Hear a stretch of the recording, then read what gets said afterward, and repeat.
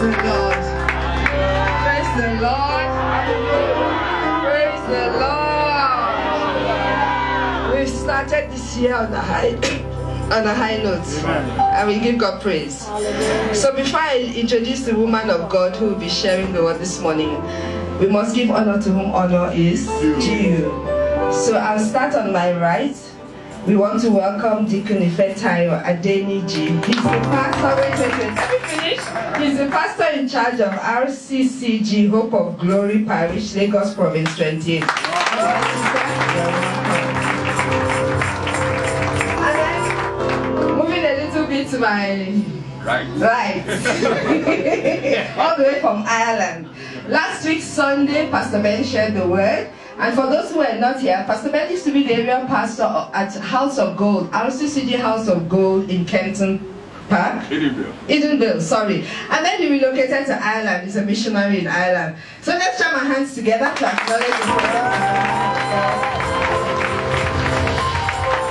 And then, the general who will be sharing the word today is a woman of God from RCCG.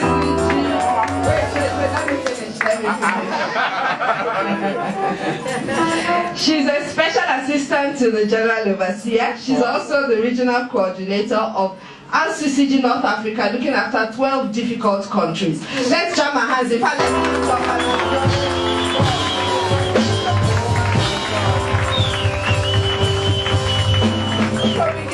glory, we are truly blessed in the Rose of Sharon. For those of you who missed the crossover service, we had the blessing, the privilege, she took our crossover service. You have a second option now. So those of you who missed crossover service, just get ready for God's presence. God bless you, man.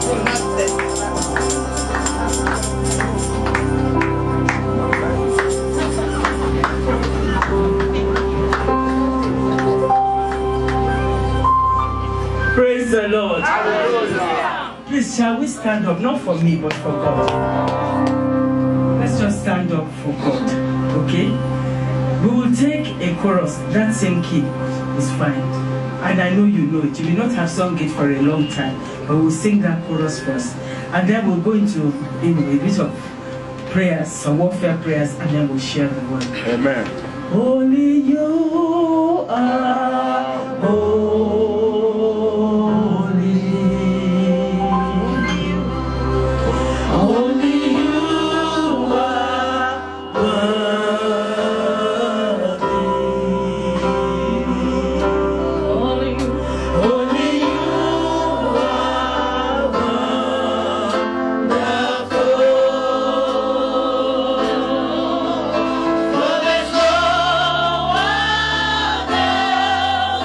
Love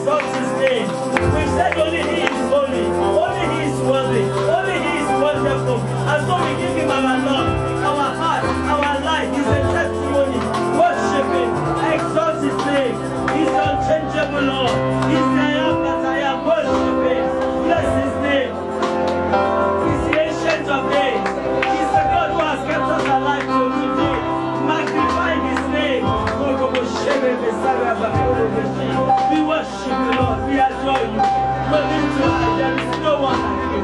No one like you, Lord. You are the only one who is holy. You are the only one who is worthy. You are holy. Holy is who you are, Lord. Worthy is who you are. Wonderful is who you are. Mighty is who you are. Oh, Robert Shepherd is your beautiful. For all situations, we adore you. We exalt you. We honor you, Lord. Saga Baba Baba.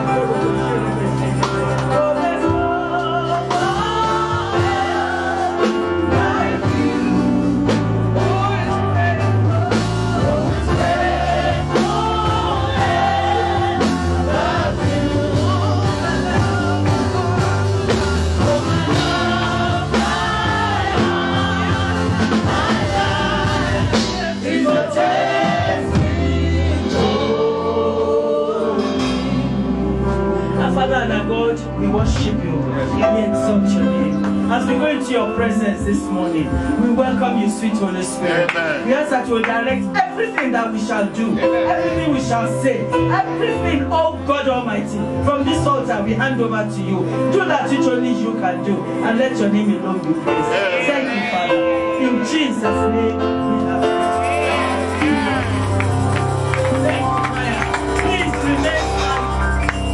remain standing. We are going to have to say some prayers now before we sit down. And I wish you would really pray. There are many things that God has promised for this year, but I want you to know that there are some people who are trying to destabilize it, including enemies pretending to be friends. There was a revelation I saw early this morning between, well, maybe not so early, between 7:15 and 7:45. And as soon as I started praying, and then the Lord made me understand, it's not just for you, it's for many people. So we are going to pray, because in that revelation we saw somebody trying to reach a place, and somebody else who was supposed to be a friend, a colleague, was distracting, and it led to a lot of disorganization, delays to reach the appointed goal, inability to hit the target, and at the end a lot of loss. So we are going to pray. The first prayer: Father, every plan of the enemy, to cause distraction for me, everything wanting to take me away from my set path, I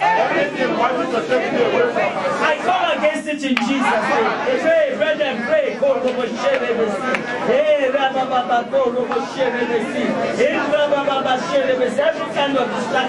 Every kind of distraction from friends, from enemies pretending to be friends, from colleagues, wherever I may be coming from, Father, I come against it in Jesus' name. Everything assigned to take me away from my set path, from the path you have set for me, for my life, for my destiny, for this year, Lord, I reject it. I come against it. I say do not prosper in the name of Jesus.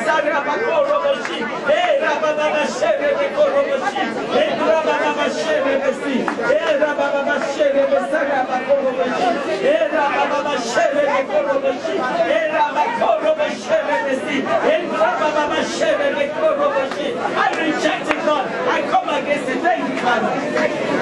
In Jesus' name we have prayed.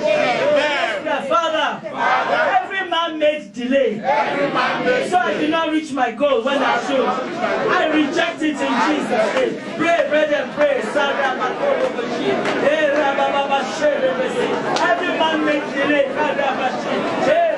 trying to cause me not to reach my goal when I should, but I reject it. I come against it. Wherever they are deciding it, wherever they are plotting it, I come against it in the name of Jesus.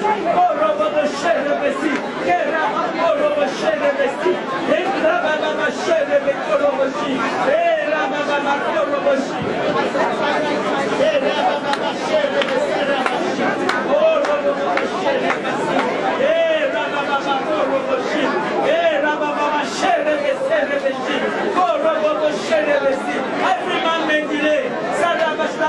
To reach our goal, well, we should not reject in the name of Jesus. In Jesus' name we have prayed. Next you pray, Father, every enemy that wants to exchange my glory, so I do not fulfill my destiny, I come against in the name of Jesus. Pray, brethren, pray. The enemy is trying to exchange your glory. He's trying to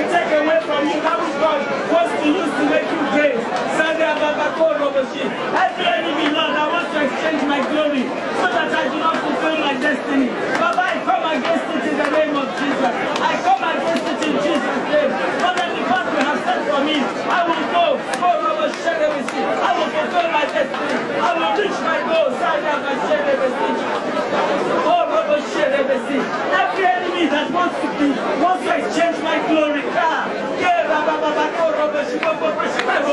No, change, so I come against it. I come against it in the name of Jesus.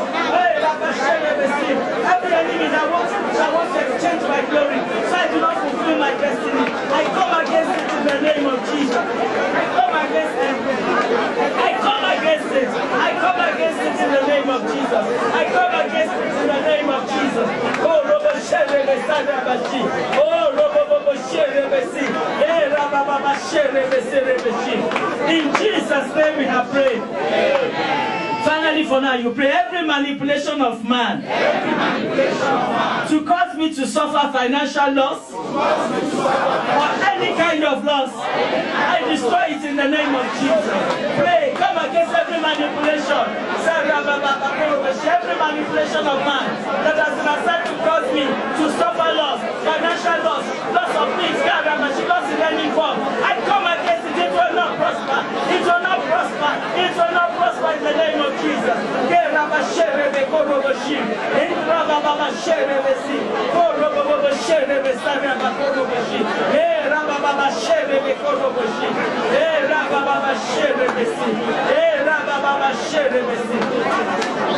Thank you, Father.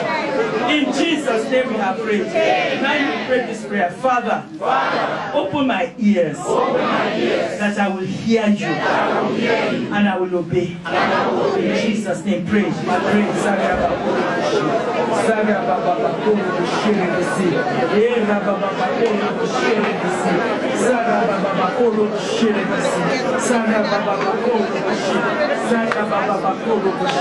Thank you, Father. In Jesus' name we have prayed. Our Father and our God, we want to thank you. You are such a good God. You are faithful. You are beautiful for all situations. You are God and there is no one like you. No one can be compared with you. You don't need a man to be the God that you are. You are God all by yourself. Father, there is nothing that is impossible with you. But Father, we want to thank you because it is written, shall the Lord do a thing and shall he not frustrate to his servants the prophets? Father, we thank you for what you have shown to us this morning and which you have helped us to pray on. Lord, we pray that it will sustain. And that even as we hear your word for today, Lord, we will hear your word as disciples. And you grant us the grace to obey. Holy Spirit, just take over. Do that which only you can do. Speak to us this morning. And let the name of the Lord be praised. Thank you, Father. In Jesus' name we have prayed. Praise the Lord. Please be seated. As I was praying and asking the Lord what he wants us to talk about today, he gave me a word which I have called holding on against all odds. Amen. Holding on against all odds. And then when I saw what he showed to me this morning, then I understood, okay, that there are many different things that could indeed want to stop you from being able to hold on and to make it. And our text is from Job chapter 14, verse 14. Job chapter 14, verse 14. If a man die, shall he live again? All the days of my appointed time will I wait till my change come. That is it in the King James Version. I repeat. If a man die, shall he live again? All the days of my appointed time will I wait till my change come. Then the same scripture in the Amplified Version, the Amplified Classic, it says, if a man dies, shall he live again? All the days of my warfare and service, I will wait till my change and release shall come. All the days of my warfare and service, I will wait till my change and release come. In the name of Jesus, you will not derail. You will not be distracted. You will not be taken off the mark. You will finish your race. You will finish it well. You will finish it strong. And the name of the Lord shall be glorified in your lives in Jesus' name. Just to remind us of things that the Lord promised us for this year. He gave a prophetic word that there will be many testimonies. Amen. He said there will be many shouts of joy because there will be many victories. Amen. And the implication of many victories means there will be many battles. But you will recall, he told us on crossover night that the battle is not ours. Amen. The battle is not yours, it is his own. Amen. So the counsel therefore is don't be afraid. Amen. And also he promised, he said he will answer prayers this year. Amen. The Lord tells us this at the beginning, you will have victories. Yay, victory is mine. If this battle must come first. But the battle is not yours. Amen. So let's look at just a few scenarios in the scriptures, okay, of battles when it looked like God came late. It seemed, but we've been waiting. Why did it take so long? As many of us probably are. There are things you've been praying about. There have been things you've been struggling with, but somehow it hasn't happened. But there are usually different reasons why. The first one we'll look at is that God will take over your battle and give you a testimony bigger than you had imagined. He will take over the battle, but he'll give you a testimony bigger than you had imagined, which means the reason he doesn't come at the time you expect him is because at the end, the testimony is going to be bigger. We'll examine this very well-known story, the story of Lazarus. The story is in John chapter 11, verses 1 to 46. We're not going to read it all. John 11, 1 to 46. This starts with a situation where Lazarus was sick, and his sisters, his family members, Mary and Martha, sent to Jesus to say, Lazarus, your friend, is sick. And in verse 4, Jesus said, the Bible says, when Jesus heard this, Jesus said, the sickness is not unto death, but for the glory of God, that the Son of God might be glorified thereby. There are times when we go through situations where it's not to destroy you. God will not allow you to come against something that is supposed to shame you or destroy you. No. It's supposed to build you up and promote you. But usually when it is happening, it does not look like it at all. So one would have expected that Jesus, would get up immediately and go to Bethany to heal Lazarus. Instead, he still stayed where he was for some days to minister. Meanwhile, the Bible tells us that he was their friend. So people will say, I thought you said Jesus is your friend. Where is he now? Like some of us have been praying over things, and people who know your stand as a Christian will be looking at you. Some, if they can, they will do this to you. When is your Jesus? Some will act towards you in a way that will say, I thought you said you were a Christian. Jesus did not show up in Bethany until Lazarus died. Why? Why did Jesus have to wait? You see, Mary and Martha were waiting for the miracle of healing for their brother.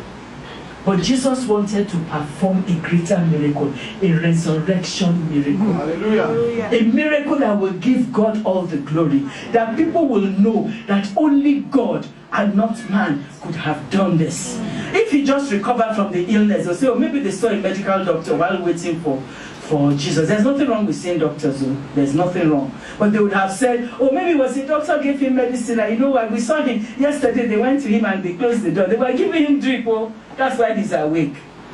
But Jesus had to give a miracle that the world could know. He waited until the family got to the point where all hope was lost.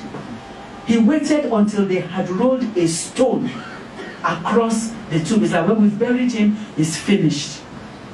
It is finished. Maybe you have gone to that point where you say, there's nothing more I can do. It is finished. That's usually when God takes over. And God will show you that I am the man of war. Amen. There are times when God may appear to let you lose a battle. It's so he can win the greater war. Amen. It seemed like there was a battle lost. Lazarus died. But the greater war was the one to show God as the resurrection and the life, and that he can raise the dead. And between then and now, there are millions of dead people that God had raised in different situations, in different places all over the world, including the person speaking to you. So when God takes over the battle, that's the end of the battle. It doesn't matter how long. So it might appear to you now as if all hope is lost. It may appear to you as if there's no point going on anymore. It might seem to you as if the wicked have succeeded in their schemes to unseat you. It might seem as if the wicked have succeeded in hurting you.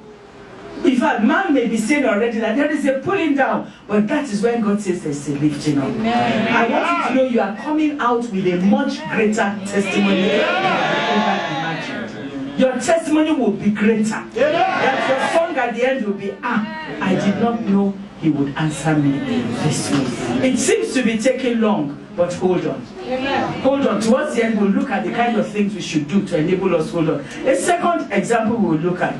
He will deliver you in every situation of fire. Amen. And then he will use it to promote you. Amen. Right now, you may be going through a situation of fire where it looks like, in fact, at times the fire is burning, you know you're uncomfortable, the situation is not right. You can't even place your finger on where it is coming from, but you know that things are not right. It does not matter, because God will enter that battle with you. He will intervene, and suddenly everything will become an air conditioner. Amen. The story is in Daniel 3, 13 to 30. Daniel chapter 3, 13 to 13. We come across 3 Hebrew boys. We've met them before. Shadrach, Meshach, and Abednego. They have been living in Babylon for some years. They had gone through the special university. They have been trained along with Daniel. They were one of the people that the king thought, yes, he could use in some sensitive departments in government. And then they had chosen to live a life of holiness. You will find that in Daniel chapter 1, verse 8. Daniel chapter 1, verse 8, when the Bible says, and Daniel purposed not to defile himself, because they were being given the king's food. They were in this special school, and they were being given the king's meat. There's nothing wrong with eating king's food. There's nothing wrong with eating good food. There's nothing wrong with enjoying yourself. But there are some things they will offer you, which to you it looks okay, but it is supposed to trap you. If you take it, when the person comes and says, John, and he's expecting you to say how high, and you say no way, they say what? When you were enjoying that, you didn't know. I tell you, jump, you must jump. And then you suddenly find you are faced with taking decisions that are not correct. You are faced with doing things that are contrary to the will of God. You are faced with doing things that may mar you for life. Daniel had not tasted the food, but in his spirit man, he knew that this would be a defilement. So he said no. Their supervisor said, don't get me into trouble. He said, test us for 10 days. After 10 days, they found that nobody was as wise as they were. And the supervisor said, well, somehow I don't know what your story is, but it seems to be making sense.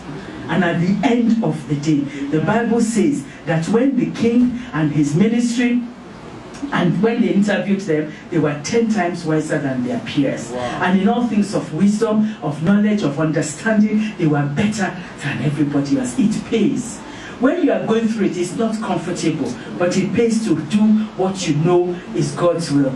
So, they told them, Nebuchadnezzar has made an image of himself. Everybody must bow down. They said, we will not bow. So they went and reported to Nebuchadnezzar. There are some people in this your kingdom, they refuse to bow. We don't know who they call themselves. Nebuchadnezzar says, is it true? They said, yes. Which kind of God do you think will deliver you from my hand? The God whom we serve. You see, there are times things will happen, and it looks like a mockery of your faith. But I want you to know it's not a mockery. To them, it appears as a mockery. People will use it to mock you. They'll use it to press your nose down and say, I thought you said you're a Christian. Can your God not do this? Okay, tell your God to do that. Like when they told Jesus, if you are truly the Son of God, come down from the tree. They will try and mock you. And many times, because people want to appear, want to appear acceptable with the masses, so they will do what they are not supposed to do. Shadrach, Meshach, and Abednego said, we will not bow. So the king got the battle. Got the fire. God did not intervene all of that time. It's like God was folding his hands. They said, well, God will deliver us. But in case he doesn't deliver us, we still will not bow. Jesus did not show up all of that time. He didn't show up. He didn't show up to deliver them. He did not stop them from being thrown in the fire. As a matter of fact, the fire was so hot that the people who were aiding and abetting the head of state were the ones who got burnt. Because one day I was meditating and I said, but these ones were the ones aiding and abetting the one who wanted to kill them. Everybody that is aiding and abetting the devil against your life, God will destroy. Amen. So Jesus waited until they were thrown into the fire. There are times you'll be in a situation you wonder, but God, this is painful. But you will find that as painful as it is, somehow you are able to move. Then you know that God is in this thing. Somehow, as painful, as difficult, as challenging as it is, you are able to move. They got into the fire, and then they found Jesus waiting for them as the fourth man in the fire. Jesus waits until when the miracle, when the testimony will be most effective. It is when it will have the greatest impact, because God will always do things that will give him the glory. Hallelujah. If God had delivered them from the fire, the people from their head of state would never have known that God can deliver in the fire. They would never have known that this God they were boasting about all this while was a God who can deliver in the fire in such a way they've never seen before, that the king had to announce to everybody. In Daniel chapter 3, I'll quickly read 27 to 30. Daniel 3, 27 to 30. And the princes, governors, and captains, and the king's counselors, being gathered together, saw these men, upon whose bodies the fire had no power, nor was an hair of their head singed, neither were their coats changed, nor the smell of fire had passed on them. Then Nebuchadnezzar spake and said, Blessed be the God of Shadrach, Meshach, and Abednego, who has sent his angel and delivered his servants that trusted in him, and have changed the king's word, and yielded their bodies that they might not serve nor worship any God except their own God. They would never have had that testimony. That's right. Many of us compromise when things get hot. When things get difficult, we say, no, let me just do it this once, and then once you come twice and forever. If you compromise the first time, you will always compromise. Right. But if you stand, you will be surprised that the fire you thought would kill you will not kill you. So what happened? The king now made a decree, verse 29, therefore I make a decree that every people, nation, and language, you speak anything amiss against the God of Shadrach, Meshach, and Abednego shall be cut in pieces, and their houses shall be made a dunghill, because there is no other God that can deliver after this sort. Now, by their refusing to bow, and they are allowing themselves to face the fire and not giving up. One, God proved himself as God. Amen. Two, the head of state knew that no other God could save by this one. Three, they had freedom of worship. Four, the man declared, we will make this a religion of state. Amen. If God had delivered them before the fire, this would never have happened. It would never have happened. And then the king promoted Shadrach, Meshach, and Abednego in the province of Babylon. Remember, they were foreigners. So many times God will allow us to face something. It will get so bad you think it's going to kill you, it's going to destroy you. But God is doing it because once you can just hold on to him against all odds, he will use you to glorify his name. Amen. He will promote you. And the world will know, will acknowledge only God could have done this. Amen. If you are just delivered, they say, well, maybe they went to court, and they won the case. No. God had to show that he's God. You have to learn to hold on against all odds. God is not blind. He's not deaf. The Bible says in Lamentations 2, the Lord does not afflict the sons of men willingly. He's not doing it so that the world can laugh at you. They may laugh, but that is not why he's doing it. He's not doing it so that you can be destroyed. He's doing it so that at the end of the day, his name will be glorified. Yeah. He will intervene in every battle. He will give us victory. We will laugh. We will shout shouts of joy. But you must hold on, because the battle has different lengths of time for different people, depending on what God wants to achieve. Let's quickly look at a third one before we go to the other part. The Lord can take over the battle to use it to destroy your enemies. The same Daniel chapter 6, verses 1 to 5. We'll quickly read that. Daniel 6, 1 to 5. It pleased Darius to set over the kingdom and 120 princes which should be over the whole kingdom. And after these 3 presidents, of whom Daniel was first, that the princes might give account unto them, and an excellent spirit was found in him. And the king thought to set him over the whole realm. Then the presidents and princes sought to find occasion against Daniel concerning the kingdom, but they could find none occasion nor fault. For as much as he was faithful, neither was there any error or fault found in him. There are many times when a lot of challenges, opposition, difficulties come against you, and you are saying, oh God, I'm doing my best. Yes, you are doing your best.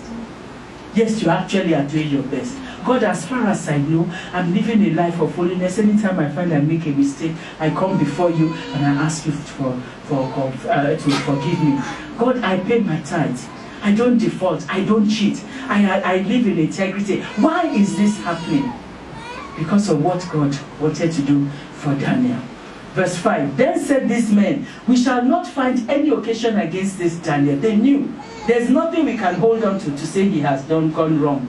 That is why we prayed one prayer earlier, that the enemy pretending to be a friend that wants to derail you may want you to do something that will annoy God, so that it's God that will fight you, and then you will not be able to reach where you are supposed to reach. That is one way they will act. Because they said we cannot find anything wrong with him. The only thing we can do, except we find it against him concerning the law of his God. They want to make you sin against God. They want to make you do something. And then by the time you are saying, yay, what did I do now? The enemy, the devil will say, God, don't accept that for them. But it will not happen in Jesus' name. I believe that's one of the reasons why God showed what he showed this morning. It was so that you'll be aware of it. So, the enemy knew that Daniel was living a life of holiness. They knew he would not be caught sleeping with women. They found that he was not stealing government money.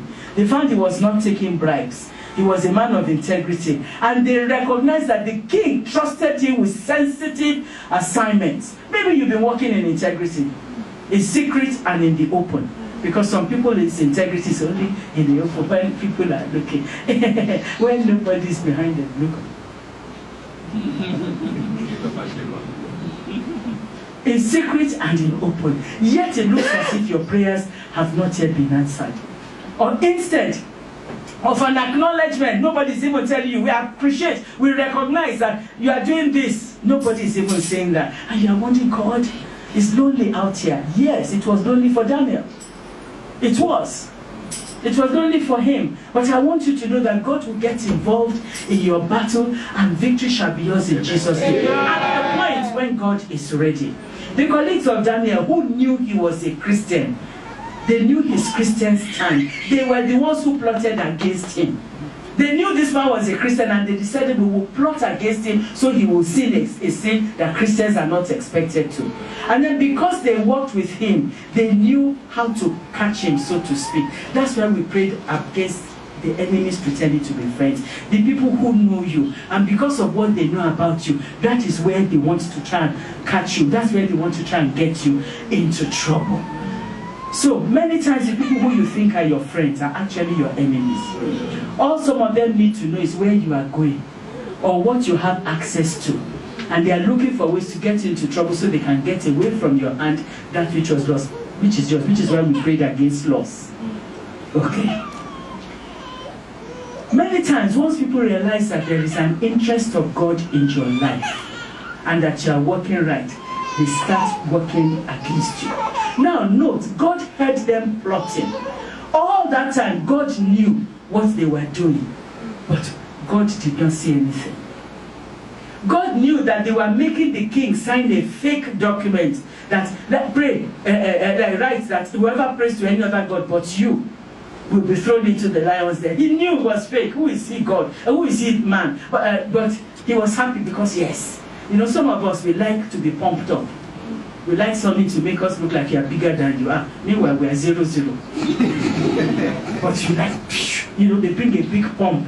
That one, the bigger than the one they used to pump football. They say things to you, you are feeling, yeah, man, it's me. That was what they did to this king. So even though he knew, later when he knew, yeah, it's because of Daniel, it was too late. He had done it, beware. But God did not stop them. He saw it, he did not stop them. Daniel knew the decree. He was number 3. And then among the 3, he was all of the 3, and among the 3, he was number 1. So it's like saying he was second in command to the head of state, like being the prime minister. He knew. But he did not let it stop him. He went and he prayed to God. And the Bible said he even opened the window. It's like, if you can hear me. If you can see, those of you with binoculars looking for who to get into trouble, this is me, I am praying. I am praying to God. He did it. God did not show up.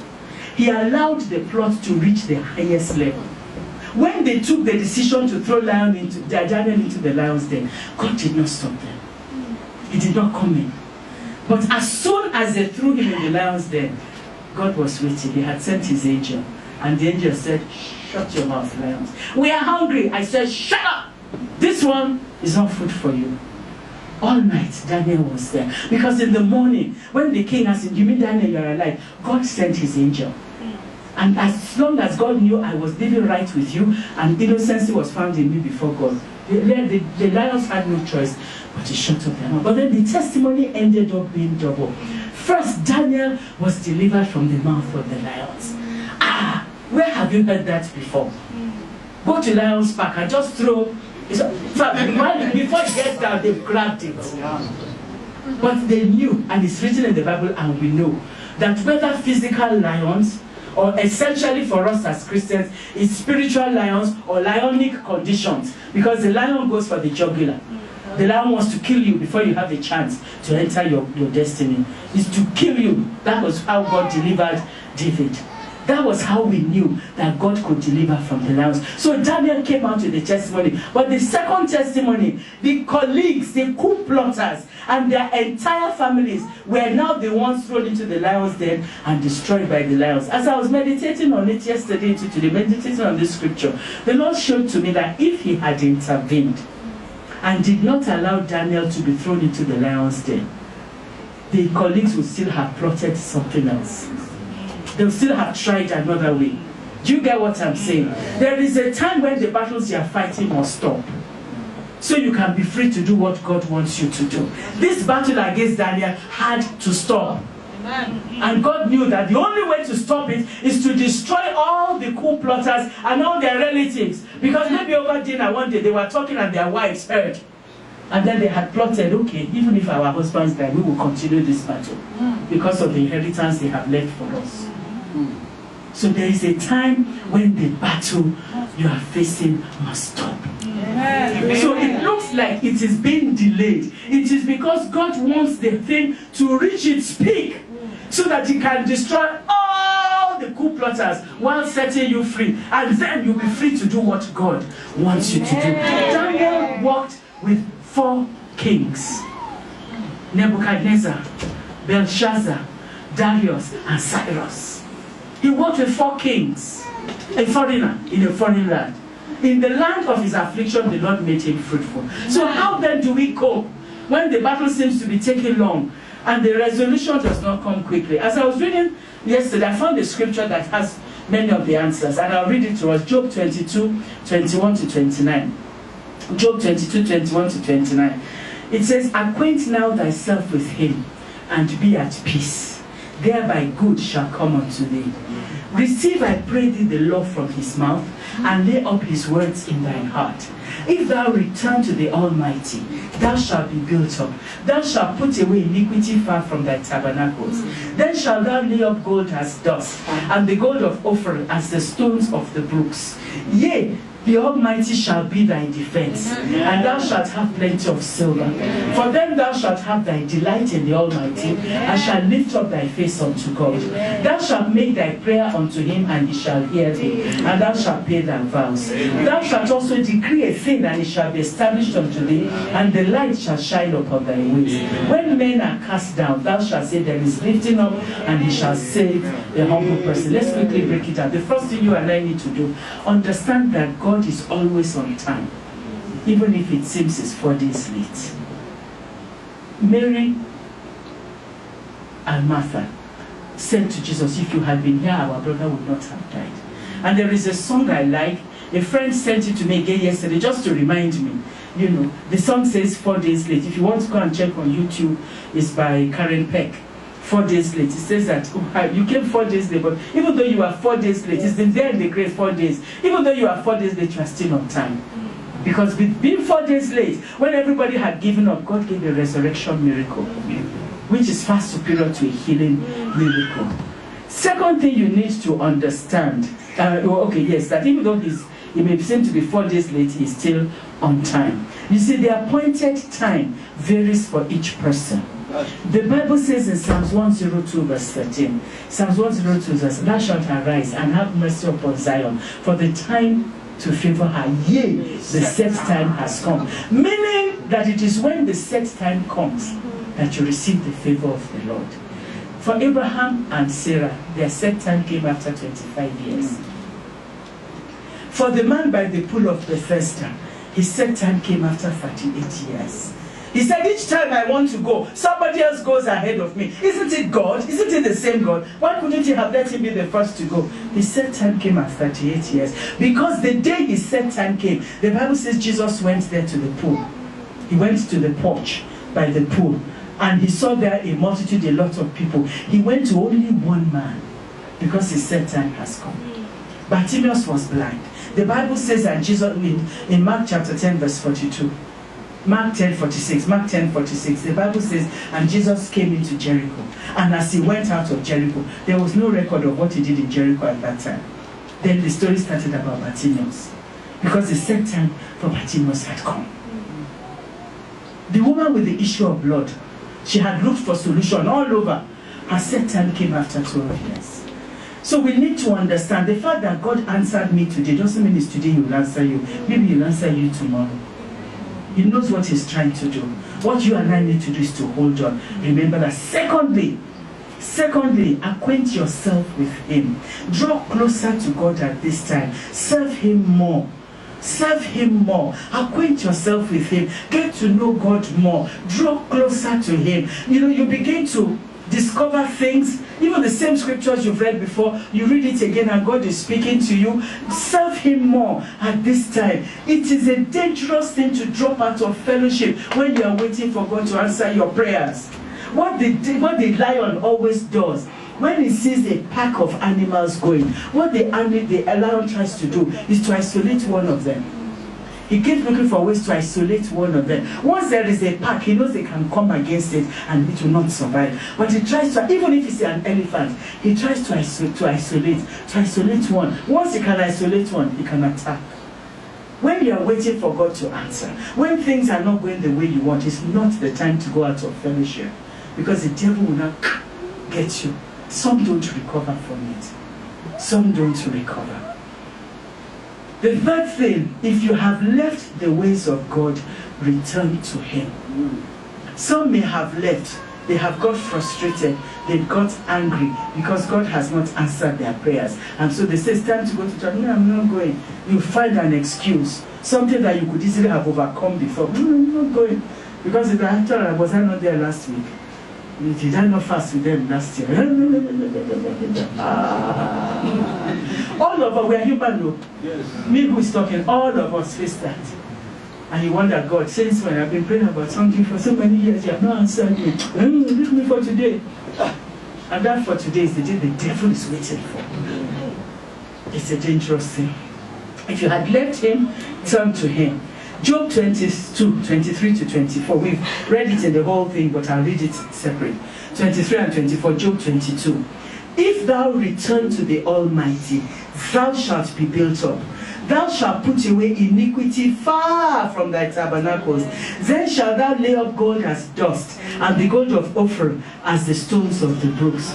Remove all the unholy things you had got yourself involved in out of frustration, because there was a delay to answer your prayers. With God, there's no plan B. Plan A may seem to be taking a long time. Please stay with plan A. God is God all by Himself. He does not need a man to be the God that He is. He does not need you, but you need Him. If you had stepped out because it was convenient for you to do something. Take for instance, you've been waiting for a husband and the husband has not come, and then you allow a man to test drive you. You are just wasting your life because you want to see what it is like.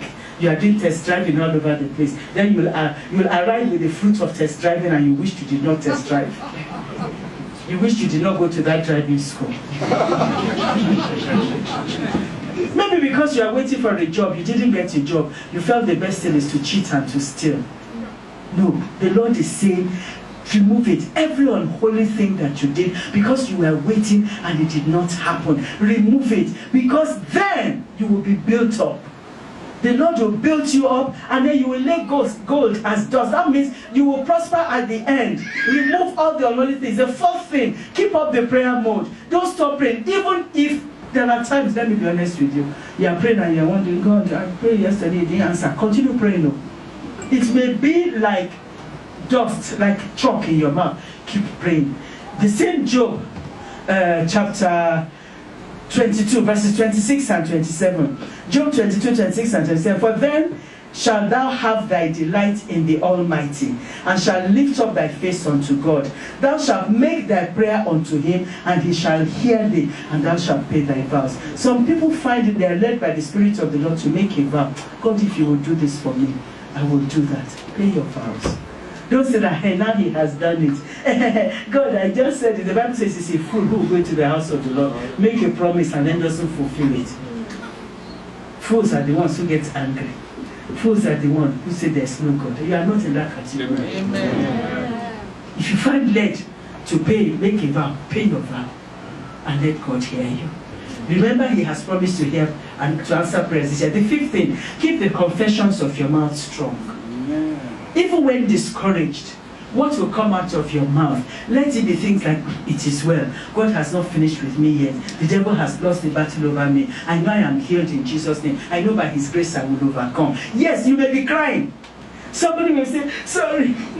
Anyway, I know it is well. I know God has not forgotten me. By the time you say it a few times, your spirit man will grab a hold of it, and suddenly you will be stronger.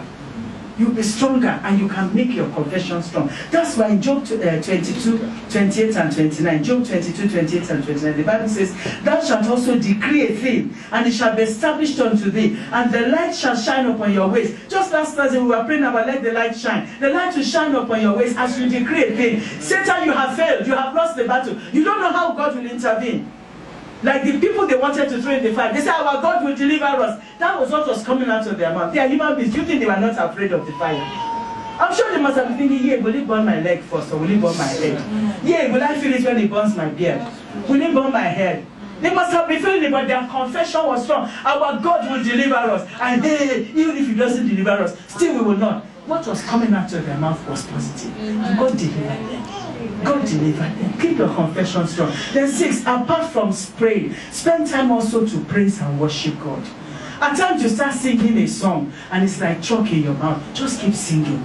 Eventually, maybe you'll be able to go to another one and another one. And at such times, sing songs that the lyrics praise God. Do you understand me? Yeah. Let the wordings of what you are saying be wordings that praise God, not wordings that tell you who you are. You're already that. We know you. We know you are that. But praise God. The wordings of your song, let it be words that praise God, that say how great God is, how good he is. Say that. You may start, when you first start, it will not make sense because the devil will say, hey, you are going through this and you are still singing. Sing. After a while, you may sing it 20 times, it's like you are just repeating like a broken record. Suddenly your spirit man. That was what happened to me yesterday. The song I sang this morning, I hadn't listened to it for a long time. I was working and I just put on my iPad and I thought, okay, yes, Donny McLaughlin, yes, I was listening to his, some of us still sing some of these old songs. I don't go much to YouTube. Anyway, but that song, only you are holy, only you are worthy. So I continue singing it. And yes, so it's only you. Do you get what I'm saying? Yeah. So don't think that pastors too don't have their own situations. But we've learned what to do, that's why we're telling you. And then the 7th thing, keep watching for when God will bring your change. And be ready to thank him. Be ready to thank him. There have been sisters I have known who have been praying for a husband. And the right husband has come and the sister didn't notice. And this is not what I want. This is what are you looking for? Somebody with 3 legs? Or somebody with 5 hands? And they are still looking today. I left them when they transferred me from South Africa 10 years ago. They are still looking today. And yet I know people who have come to say, sister, minus you, my son will not. Just try son, leave me alone. Because when they were not watching, they were not watching. I only use that as a, but it could be anything. And be ready to thank him. Be ready to thank God. We are going to say a few more prayers. But brethren, I want to read a concluding scripture for you before we pray. In Job 23, verses 8 to 12. Job 23, 8 to 12. Because in Job's challenge, he almost gave up. Job 23, 8 to 12. Oh, I find I did not. Let me just get it from you. Job, pardon me. I've realized I did not. Job 23, 8 to 12. I just want to read it to us. Behold, I go forward, but he's not there. You see, in all his challenge, Job was looking for God and he couldn't find him. He said, behold, I go forward, but he's not there. I'm backward, but I cannot perceive him. On the left hand, where he doth walk, but I cannot behold him. He hideth himself on the right hand, that I cannot see him. But he knoweth the way that I take. When he has tried me, I shall come forth as gold. Amen. My foot has held his steps. His way have I kept and not declined. Neither have I gone back from the commandments of his lips. I have esteemed the words of his mouth more than my necessary food. What Job was saying, I looked for God. I couldn't find him in the way I normally used to relate with him. When you can't reach out to his hand, when you don't see his hand intervening, reach out for his heart. Reach for the heart of God. Reach for his heart. Worship him. Worship him. He will make you feel good. He will intervene. The battle is not yours, it's his own. But the battle may take longer than you had thought. In that time, don't give up. In that time, don't look away. Because as Job said, he knoweth the way. Job 23 verse 10. Job 23 verse 10. God used that to speak to me many years ago, about 30 years ago. He said, he knoweth the way that I take. And when he has proved me, I will come forth as gold. That's where God is taking us. He will give us golden testimonies this year. And the battles you may be facing are not yours. They are his own. So we are going to pray. But the first question I want to ask is, where do you stand with God? Do you remember the day or the hour when you really surrendered to him? You may have been coming to church or going to church wherever you live. But do you have a relationship with Jesus? Do you remember when you've ever said to him to forgive you your sins? I want you to know that the blood of Jesus cleanses from all sin. It does not matter what, it does not matter how bad, it does not matter how long. The day you repent, the day his blood will cleanse you from all that sin, and he will make you stand as if you never sinned. And when he comes back, you'll be able to go with him. We are going to be in an attitude of prayer. Let's be in an attitude of prayer right now. Before we stand up to pray the prayers, let's be in an attitude of prayer. Let's be in an attitude of prayer. If you are here this morning, and I want you to search your hearts. I want you to search your hearts. You are here this morning, and you've never surrendered to Jesus. You've never asked Jesus to forgive you your sin. Because that's why he came into the world. He came to die. And you want to surrender today, so that one, he can forgive you your sins, give you a life that is pleasing to him, and then be intervening in your battles. If you want to surrender to Jesus this morning, please can I just see your hand up? All I want is to pray for you. Thank you. I can see that, and I can see those hands. Please, ushers, can you bring them? I want to pray for them. Come and join me. All I want is to pray for you. Don't be shy.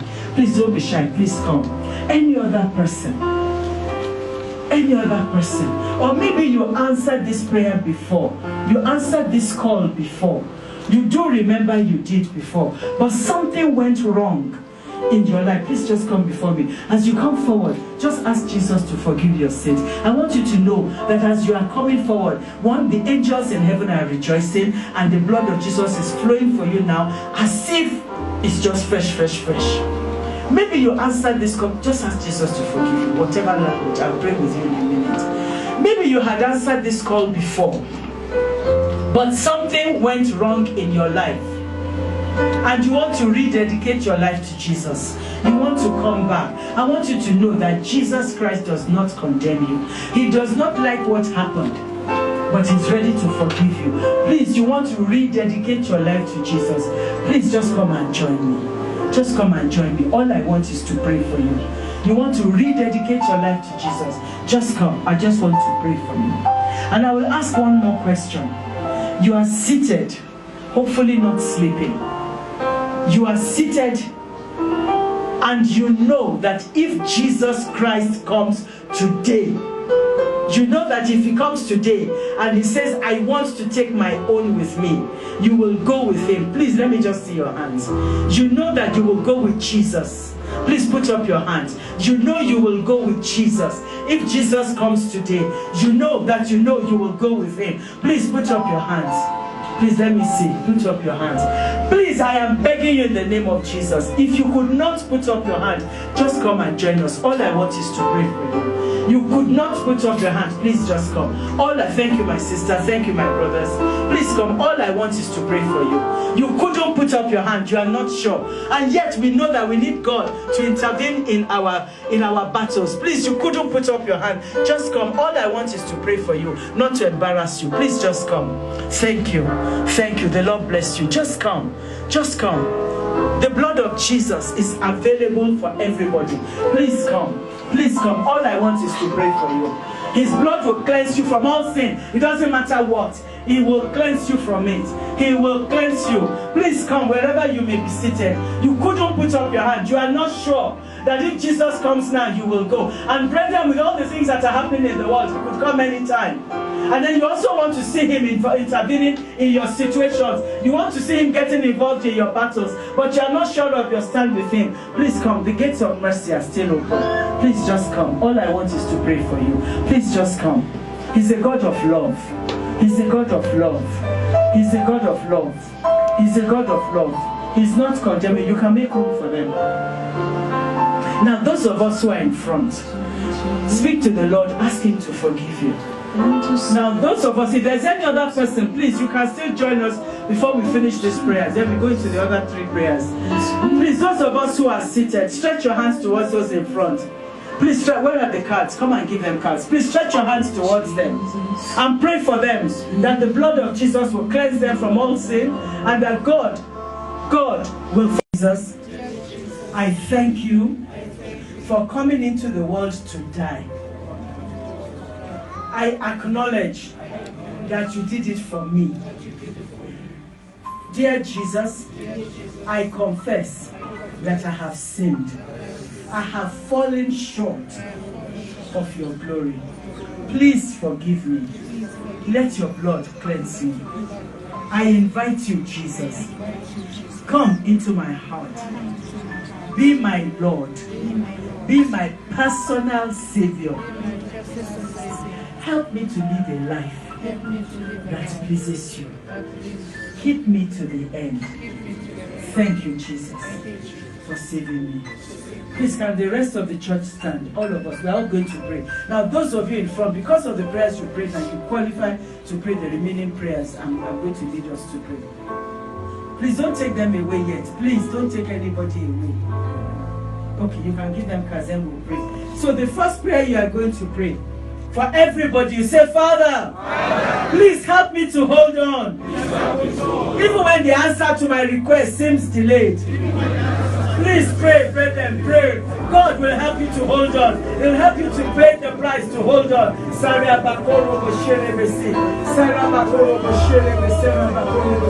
Father, please help me. Help each one of us to hold on, Father. When the answers to our prayers seem delayed, there are many times when we are frustrated. There are many times when we are discouraged. But Lord, you are God. You are the man of war. You've never lost a war before. And we know you are ready to intervene in all our battles. You are ready to intervene in all our battles and help us ultimately win the war. Help us to hold on. Help us to hold on. Help us to hold on. Help us to hold on, Lord. Help us. Help us, Lord. Thank you, Father. In Jesus' name we have prayed. Next you pray, Father, please deliver me from any attempt to find my own solution. Please pray, pray, pray. Anything that will make you want to find your own solution. Anything that will want to make you do what the world is saying do. Pray that the Lord will deliver you from it. There is only a way that seems right. There's a way that seems right unto a man, but the end thereof is destruction. The ways of God are the right ways. Father, deliver us, Father. Every one of us, for any attempt, Father, to find our own solution, any attempt to listen to what the people of the world are saying. Father, please deliver us from it. Even when they mock us, Father, grant us the grace to hold on and not to give up. Please, Lord,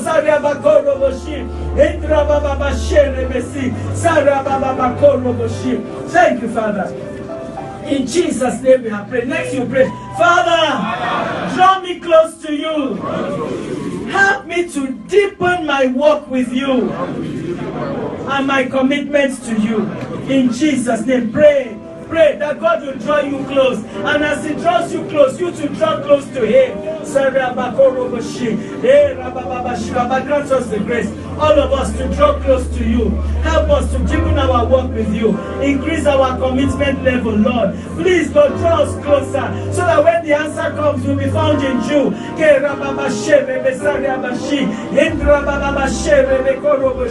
Draw us close to you, Lord. Draw us close to you, Lord. Draw us close to you, Lord. Help us, Lord. Help us.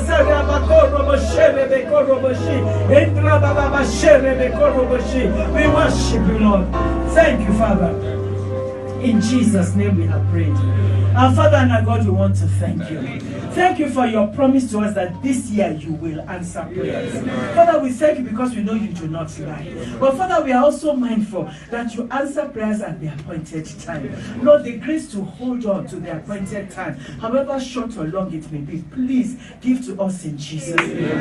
Father, please, we're human. But with you, the Bible says, I can do all things through Christ who strengthens me. Father, strengthen every single one of us so that we do not give up, so we do not follow the ways of the world, so that we will stand with our head held high and our 2 feet firmly on the road. Father, deliver us, Father, from what people will say. Deliver us, oh God Almighty, from following the way of the world. And deliver us from succumbing because of mockery, because we know you can never fail.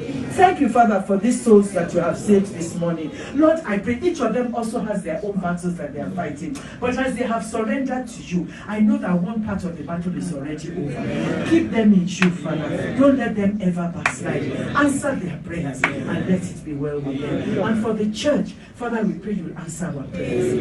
That you will give us testimonies that will make us sing, I didn't know you would answer me this morning. Thank you, Father. To you be the honor and the glory. In Jesus' name we have prayed.